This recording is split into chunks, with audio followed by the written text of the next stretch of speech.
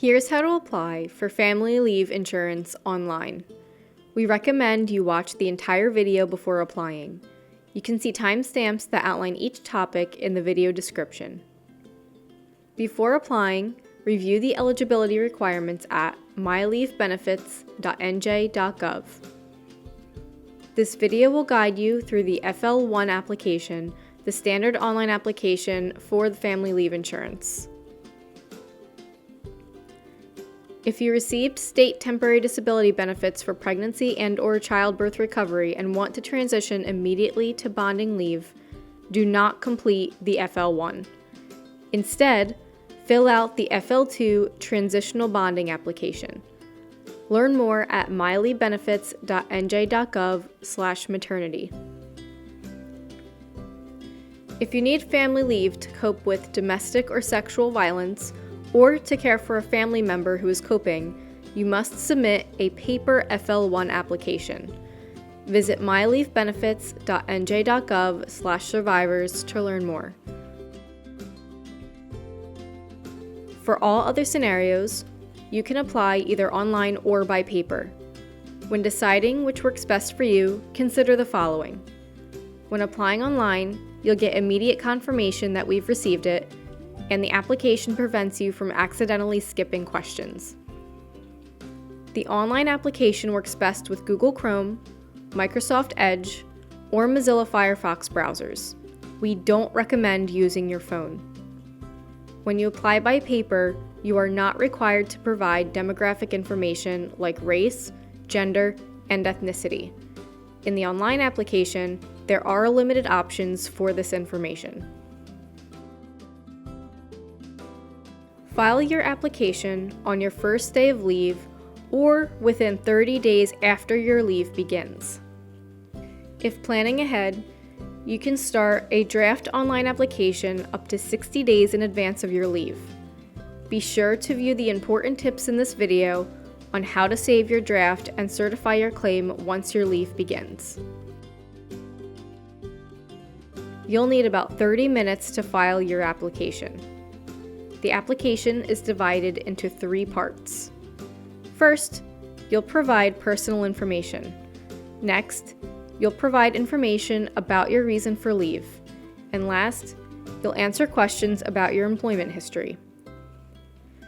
Caregiving claims also require your loved one's medical provider to provide information once you filed before we can review your application. When you start your application, do not click your browser's back arrow, or you may have to restart your application.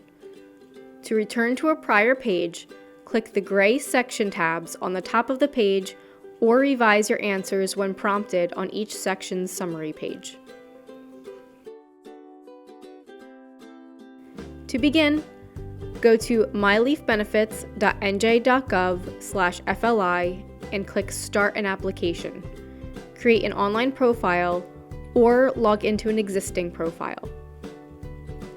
To create an account, click Account Setup on the login page and enter the requested information.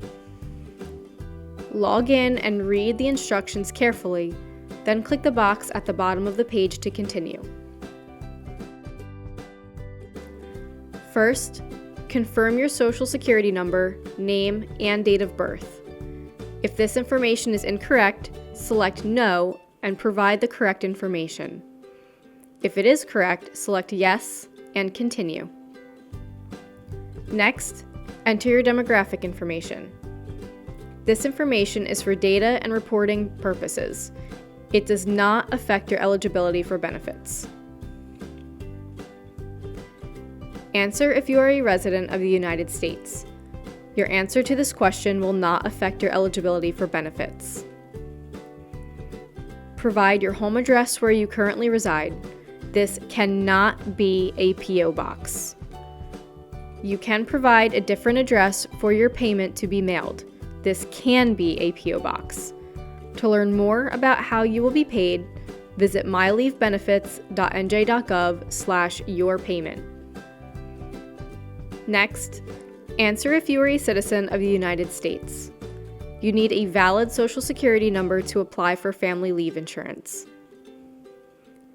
If you're not a U.S. citizen, you'll need to answer additional questions, including your alien registration number and the dates of your work authorization. Next, enter your contact information. Don't use a work number because we may contact you while you are on leave. Enter the email address used to create your account. Review your profile information carefully. Click Edit and make changes if necessary. When all information is correct, select Yes. Click Continue at the bottom of the screen. Now, you'll provide information about your family leave. First, select the date your family leave begins. For caregiving claims, this must match the date your loved one's medical provider certifies on their forms. If you're drafting your application for a future date, you must complete all questions and get your claim ID within 14 days of starting the application, otherwise your draft will be deleted. Next, select the date you last worked before your family leave began. Your last day of work is the last date you performed your job for your employer. Your last day of work is not the last day you were paid or the last day you were employed. You can take your leave all at once or in parts. If you use it all at once, you can take up to 12 consecutive weeks of paid family leave. If you take it in parts, it's called intermittent leave, and you can take up to 56 individual days or 8 weeks total spread out over the year. Learn more about taking intermittent leave at myleavebenefits.nj.gov/FLI. If you're taking your leave intermittently, click Yes. If you're taking 12 weeks all at once, click No. The next question asks, do you want to claim your maximum entitlement now? In other words, do you want to take your leave all at one time? You can claim up to 12 weeks continuously, but your planned return to work date or your loved one's expected recovery date may affect this. Next, answer when you will return to work or when you want your benefits to end. For intermittent leave, list the day you will return to work after your first period of leave. Now, select your reason for taking leave. If you are bonding with a new child, select bonding. If you are providing care for a loved one with a medical condition, select caring. If you select caring, you'll learn how your loved one's medical provider can submit their part later in the application. Before continuing, check that your first day of leave is correct. You will not be able to change your first day of leave once you move on from this page. If your reason for leave is bonding, provide your child's first name, middle initial, and their last name, their date of birth, adoption, or foster placement, the address where the child lives. This does not have to be your home address. Your child's social security number. It is not required, and you can leave it blank if you prefer. Your child's gender. This will not impact your claim. Your relationship with the new child. The next question asks if you've provided your employer at least 15 days notice before taking leave. If you are starting a draft of your application, select Yes and notify your employer of your future leave. Not adhering to employer notice requirements can impact the duration of your benefits. If your reason for leave is caregiving, provide the name of the person you are caring for, their date of birth, the address where they live. This does not have to be your home address. Their social security number. It is not required, and you can leave it blank if you prefer. And their phone number, which is optional. Next, select your relationship with the person you're caring for. If you select Self, you will be prompted to fill out a temporary disability insurance application and can't continue. To apply for temporary disability insurance to care for yourself, visit myleavebenefits.nj.gov/TDI. Next, let us know if you've received or applied for other benefits since your family leave began. If you select Yes, you will have to include information on each of these benefits. Let us know if you've received or applied for unemployment insurance benefits, disability benefits from an employer or union, or Social Security disability benefits. Tell us if you filed or plan to file a workers' compensation claim for a work-related injury or illness. If yes, you will need to answer a few more questions. To learn more about how you will be paid, visit myleavebenefits.nj.gov/yourpayment. You have the option to withhold 10% of your weekly benefits for federal income taxes. This amount cannot be adjusted after a payment is issued. You can only change the amount for future scheduled payments.